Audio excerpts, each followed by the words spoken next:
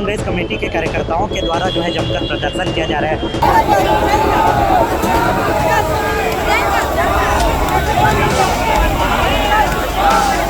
किसान आज अपनी धान बेचने के लिए दर दर भटक रहे हैं। तमाम प्रकार के इन लोगों ने जो रकबा रजिस्ट्रेशन के नाम पे जो किसानों को परेशान करने का काम कर रहे हैं, उनको बार बार अपना रकबा बढ़ाने के लिए सोसाइटी का चक्कर काटना पड़ रहा है। आउटसोर्सिंग के माध्यम से ऑपरेटर की नियुक्ति के चलते आज किसानों को जो समस्या हो रही है, समय पे धान नहीं बेच पा रहे हैं, ये स्थिति यहाँ प्रदेश में बनी हुई है।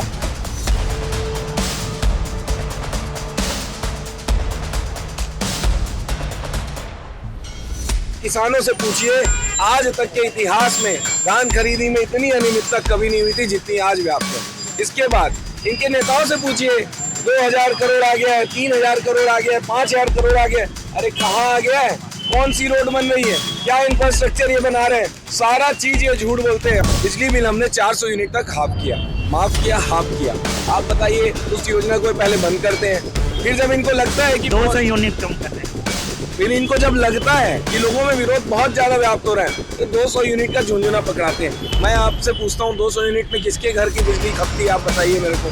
बिजली बिल में 200 यूनिट कटौती की बात कह रहे हैं जी, ये तो वही बात हुई ना, झुंझुना पकड़ाने वाली बात है कि पहले 400 यूनिट वाला खत्म कर दो, फिर 200 यूनिट दे दो।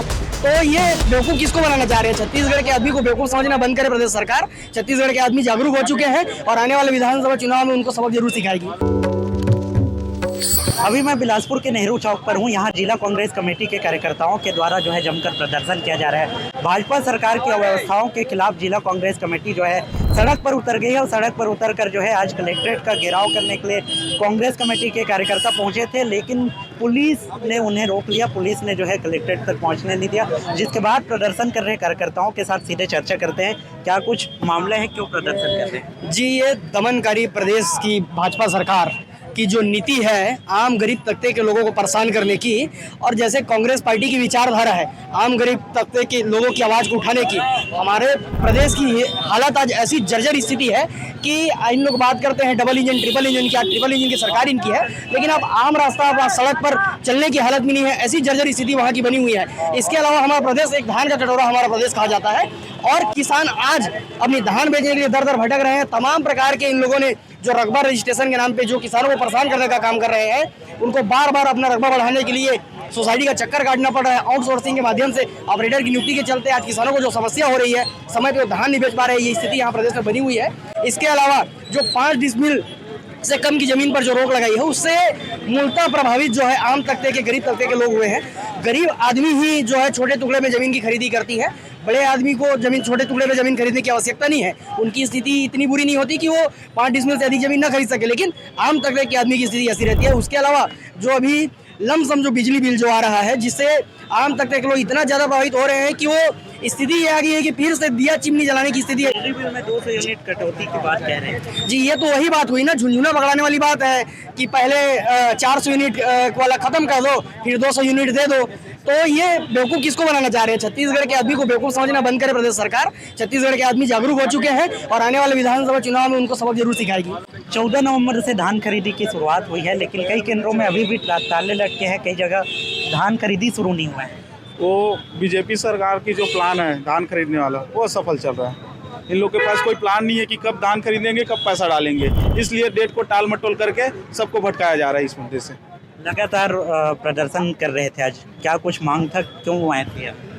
रोड, बिजली, जमीन का देख रहे हो रेट जस्ट 100 गुना बढ़ा दिए हैं रजिस्ट्री खर्चा में।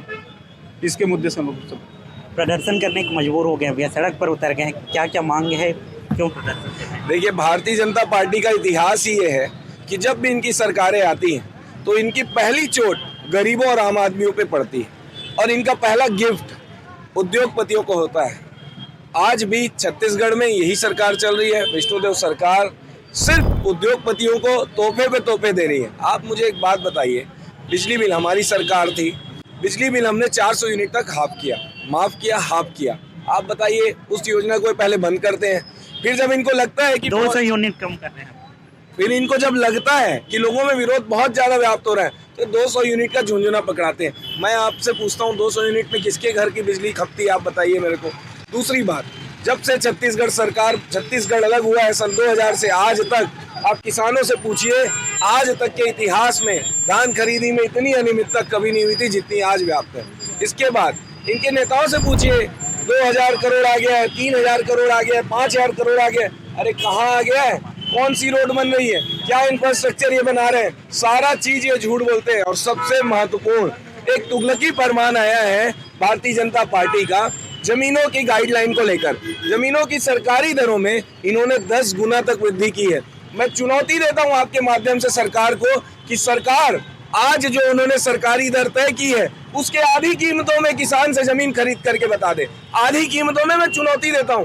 यदि आपने 2 करोड़ रुपए रेट किसी जमीन का रखा है, सरकार ने रखा है ना, मतलब आप ये मानते हैं ना कि 2 करोड़ रुपए एकड़ की जमीन है। मैं चुनौती देता हूं 1 करोड़ रुपए में आप ही ले लीजिए, सरकारी जमीन ले लेना, पूरी जमीन सरकारी हो जाए। मैं बोलता हूं अगर वो लेके दिखा दे तो मैं आपके माध्यम से चुनौती देता हूं, आजीवन वो निर्णय नहीं लेंगे। लेकिन हाँ, लोगों के लिए वो जमीन 2 करोड़ रुपए की हो गई है, उसमें रजिस्ट्रियां दर बढ़ गई है। आम आदमी के लिए जमीनें 2 गुना 3 गुना महंगी होने वाली है, 3 गुना महंगी होगी। किस पे फर्क पड़ेगा? आपको फर्क पड़ेगा, हमको फर्क पड़ेगा, इनको कोई फर्क नहीं पड़ेगा। ये बहरे हैं और बहरों को ही सुनाने के लिए आज हम लोग निकले हैं। भाजपा सरकार आने के बाद लगातार कोलवासरी खोल रहे हैं शहर में, इसको लेकर मैंने अभी कहा ना, कोलवासरी कौन खोलता है बताइए? आम आदमी कोलवासरी खोलता है, एक मध्यम वर्गीय खोलता है, गरीब उद्योगपति कोलवासरी लगाते हैं। उद्योगपति एक कोलवासरी लगाने में न्यूनतम 20 करोड़ का खर्च होता है। 20 करोड़ रुपए कौन लगा सकता है? उद्योगपति। कोलवासरी का आप बोले कोलवासरी, इनका बस चले तो ये शहर को कोलवासरी बना दे। ये वो भारतीय जनता पार्टी के लोग हैं। आज प्रदर्शन कर रहे थे, प्रशासन के लोगों को केनाल लगाकर, वाटर केनाल लगाकर हटाना पड़ गया। देखिए, जब गरीबों की बात आएगी तब कांग्रेस पार्टी मजबूती से आएगी, चाहे वो कैनन वाटर लगाए चाहे दीवार खड़ा कर दे। और मैं आपको बताना चाहूँगा, ये सरकार जब से आई है भारतीय जनता पार्टी की, तब से गरीबों के साथ अत्याचार कर रहे हैं। और अत्याचार इसलिए कर रहे हैं इन लोग क्योंकि इन लोगों ने उद्योगपति की सरकार है। जमीन की रजिस्ट्री बढ़ाई, गरीब लोग अपने घर बसाने के लिए मजबूर है, छत बनाने के लिए मजबूर है। बिजली बिल बढ़ाई और गरीब लोग बिजली बिल ज्यादा पटा रहे हैं। रोड पेपर में छपता है कि विधायक ने आज इस रिबन काटा, मंत्री ने उस रिबन काटा। यही उप मुख्यमंत्री है, यही बस विधायक है और बेलतरा में विधायक है। मैं बोला इनके बड़े बड़े नेता यहाँ पर इस संभाग में है। मैं पूछना चाहता हूँ भाई, आपके द्वारा मोपका सेंद्री बाईपास का भूमि पूजन हुआ, आपका रिवर व्यू का भूमि पूजन हुआ, आपका मस्तूरी रोड का हुआ, आपका खदान का हुआ, कहाँ है रोड? 17 महीना हो गया आपके पूजा हुए, भूमि पूजन हुए, फंडिंग है, कहाँ है रोड? आप लोगों ने आरोप लगाया था, प्रदर्शन किया था उस दिन, प्रेस कॉन्फ्रेंस भी किया था कि शहर में जिस मार्ग में लोगों को जरूरत नहीं है उस मार्ग में रोड बनाया जा रहा है। मैं पूछना चाहता हूँ, हम लोगों ने आरोप लगाए थे रिवर व्यू के पीछे। हम लोग बोलते हैं आज रोड बनाए, वो लोगों को सुविधा दे। रोड बना रहे हैं उन लोग अपने फायदे के लिए।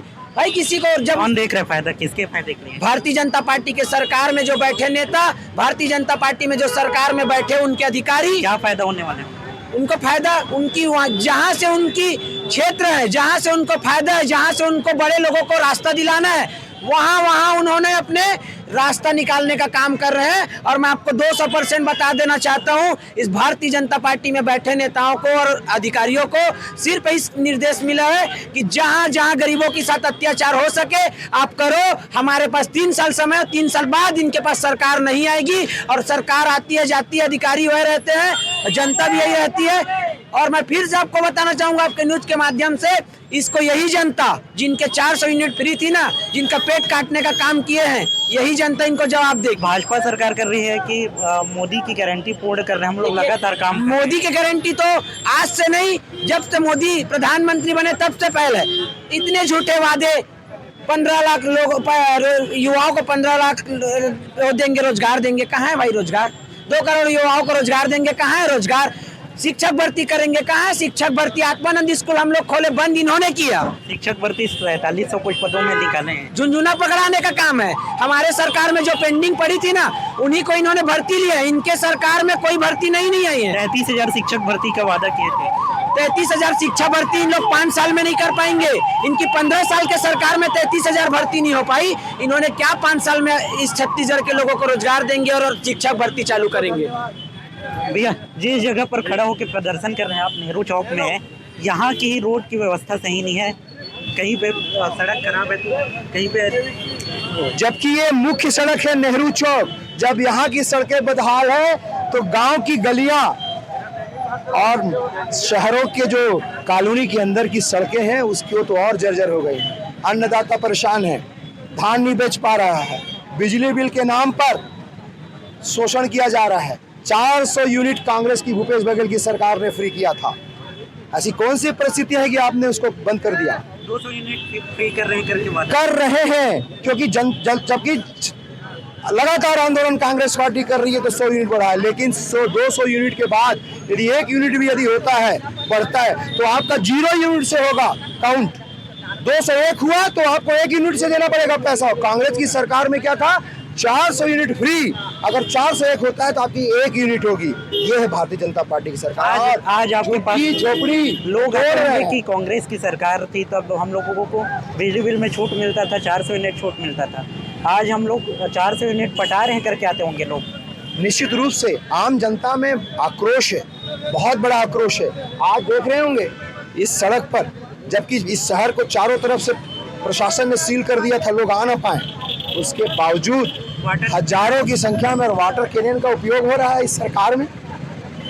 ये सरकार सिर्फ केंद्र की भारतीय जनता पार्टी की सरकार अडानी और अंबानी को यहाँ का जल, जंगल, जमीन बेचने के लिए सिर्फ कोशिश कर रही है। और लेकिन कांग्रेस पार्टी कहती है यदि सड़कें सुनी हो गई तो संसद में बैठे लोग निरंकुश हो जाएंगे।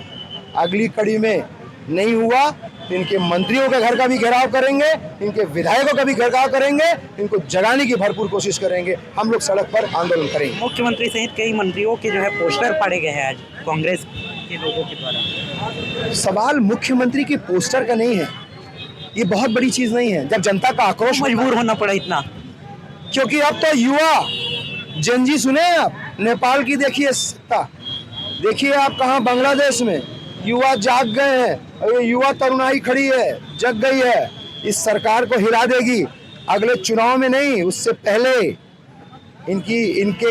इनके जो शोषण है उसके खिलाफ बहुत आवाज बुलंद करेगी, क्योंकि अब युवा इस छत्तीसगढ़ के जग चुके हैं।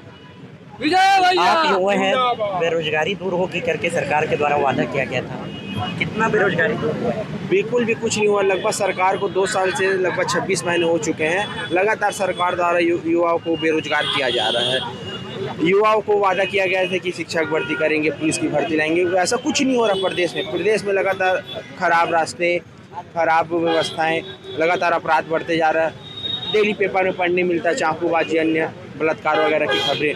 क्राइम बढ़ गया, क्राइम बढ़ गया। और हमारे लगातार हम देखते हैं रायपुर में देख रहे हैं आप, गरीब लोगों के घर तोड़ दिए जा रहे हैं। बिलासपुर में लगातार रोड खराब है, बारिश के दिनों में रोड खराब है। इससे अगर कोई बड़ी दुर्घटना होती है तो इसकी जिम्मेदारी पूरी भाजपा सरकार की होगी। लगातार हम लोग देख रहे हैं कि युवा परेशान होते जा रहे हैं। युवा को शिक्षक नहीं मिल पा रहे, विद्यालय स्कूल बंद किए जा रहे हैं इनके द्वारा। कांग्रेस सरकार में स्कूल, आत्मानंद स्कूल खोले गए थे, वो सभी स्कूल बंद कर दिए गए। लगातार स्कूल जैसा है, कहते हैं मोदी की गारंटी, कहाँ दिखती है मोदी की गारंटी? लगातार लोग परेशान होते जा रहे हैं। इसके विरोध में आज बिलासपुर जिला कांग्रेस कमेटी के द्वारा धरना प्रदर्शन किया गया।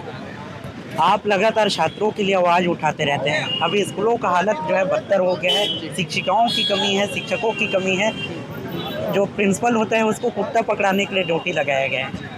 सोचिए कि कितना दुर्भाग्य है कि शिक्षा के अलावा बाकी सारी चीज़ें करेंगी, वही बीएलओ रहेंगे, वही जनगणना करेंगे, उसके अलावा उनको अब कुत्ता पकड़ने तक का काम सौंप दिया गया है। और वो भी वहाँ के प्रिंसिपल को, प्राचार्य को, जिनके ऊपर पहले से इतनी जिम्मेदारी होती है कि वहाँ की जो समस्याएं हैं, और चाहे ऑफिस के चक्कर काटने की बात हो या फिर अपने प्रधानशाला को एक उच्च लेवल में, उच्च स्तर में लाने की बात हो, लेकिन जब शिक्षकों का हक मारने का काम, शिक्षकों को पढ़ाई के अलावा और अन्य किसी प्रकार का काम करवाने का काम जब करेगी तो शिक्षा का हाल बद से बदतर होगी। और शिक्षा का हाल बद से बदतर करने का भी कारण है कि लोग जब पढ़ लिख लेंगे तो लोग सवाल पूछेंगे, तो उससे अच्छा लोगों को अनपढ़ बनाओ। मैं एक छात्र हूं और मैंने बीएड की पढ़ाई की थी कि मैं शिक्षाकर्मी जब भी निकलेगी, 33,000 शिक्षकों की भर्ती की बात इन्होंने कही थी, जब भी आएगी तो मैं उसके लिए पात्र रहूँगा करके टेट की परीक्षा पास करके बैठा हूँ। लेकिन नियमितीकरण के बहाने इन लोगों ने 33,000 लोगों की नौकरी को खा जाने का काम किया। आप सोचिए कि जनसंख्या के आधार पर हम उसको व्यवस्थित कर रहे हैं करके बोले। आज अब व्यवस्था कहाँ है, अब जाके देखिए ऐसे ऐसे स्कूल बचे हैं जहाँ सिर्फ और सिर्फ 2 शिक्षक है, एक प्राचार्य और एक शिक्षक, और ऊपर से प्राचार्य को आपने कुत्ते पकड़ने में लगा दिया। तो शिक्षा की व्यवस्था कैसे होगी? आत्मानंद स्कूल से छत्तीसगढ़ में टॉप 10 में बच्चे आने लगे थे, लेकिन अगर आप कुत्ते पकड़ने के लिए प्राचार्य की ड्यूटी लगाएंगे, आप नियमितीकरण का वाहन लेंगे, तो आप मुझे बताइए कि शिक्षा का स्तर कहाँ जाएगा? लगातार आत्मानंद स्कूल बंद हो रहे हैं। अभी हमारे बेमेतरा क्षेत्र में आत्मानंद में जो शिक्षक लगे हुए थे, उन लोगों को 6-6 महीने तक वेतन नहीं मिला था, जिसके कारण उन लोगों के नौकरी से निकाल दिया गया। और उसमें जिला शिक्षा अधिकारी का बोलना था कि उनके पास फंड नहीं है। तो ये स्थिति शिक्षा की बनी हुई है। ये सरकार कभी गरीब लोगों को पढ़ाना नहीं चाहती है। एक वीडियो बलरामपुर से निकलकर सामने आया था, छत्तीसगढ़ के बलरामपुर से, जहां शिक्षक ब्लैक बोर्ड में बाकायदा बच्चों को बैठा के पढ़ा रहे थे। संडे, मंडे, वेडनेसडे का स्पेलिंग सही नहीं लिखा गया था, वीक का स्पेलिंग सही नहीं था। जी, यही मैंने बिल्कुल वो वीडियो देखा है, और यही हम कहना चाह रहे हैं कि शिक्षकों को शिक्षा देने के अलावा अन्य सभी प्रकार का अगर कार्य आप करवाएंगे तो शिक्षा की व्यवस्था ऐसे ही जर्जर होगी। और इसके पीछे राज्य सरकार, केंद्र सरकार की नीयत है कि वो आम तबके के लोगों को शिक्षा देना नहीं चाहती है, वो उनको अनपढ़ बनाना चाहती है। इसीलिए पहले शिक्षा देने के अलावा बाकी सब कार्यों में यहाँ के शिक्षकों को झोंक दो, ताकि यहाँ के लोग अनपढ़ रहे। लेकिन कांग्रेस पार्टी एनएसयूआई मजबूती से सड़क पर इसकी लड़ाई लड़ेगी और उनकी इस नीयत को पूर्ण होने नहीं देगी, और यहाँ के लोगों को उनको उच्च गुणवत्ता की शिक्षा दिलवाने का काम की लड़ाई को लगातार हम लड़ेंगे सड़कों पर। आज लगातार आप प्रदर्शन कर रहे थे, आज क्यों रोकना पड़ गया? प्रशासन के लोगों को क्यों सामने आना पड़ गया? बता रहे।